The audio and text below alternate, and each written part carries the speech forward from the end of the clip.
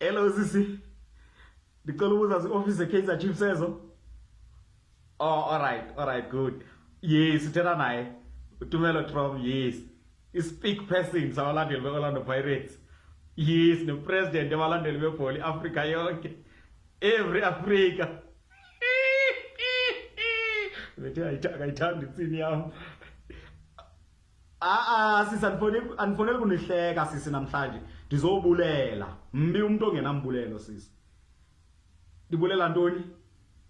Ndizobulela sisi uba I never knew ukuthi kanti ikhona into enhle kangaka engasuka kucala leKaizer Chiefs. Bendingayazi lo nto leyo sisi. So ndithi mandizobulela ngokuzithoba on behalf of amabhakaniya onke siyabulela ngale nto niyenzileyo. Nenze ntoni? Awuyazi? Shabo Marumo Gallants, shabo! We are very excited. Sorry. Awukhumbula uba ikhona into esiyenzele iPirates. Ndithi kaloku sisimamela inhlungu lesikuyo yePyramids. Ukubethwa kweKaizer Chiefs kufana nepilisi sisi. In fact ipilisi yenza kancinci ingathi injection. Ikhona kuthe xibili ikhona inhlungu ehlileyo. Sisi.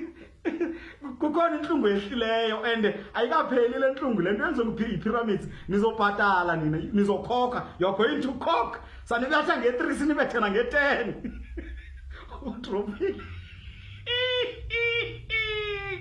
Stop Marumo Gallants, stop. We are very excited man. Yo, at least kuyabe kuthi ukuthuleka kancinci kula social media. Ayikapheli kodwa lento. Iyawuphela kahle xa sibabethe nge3 na nge10.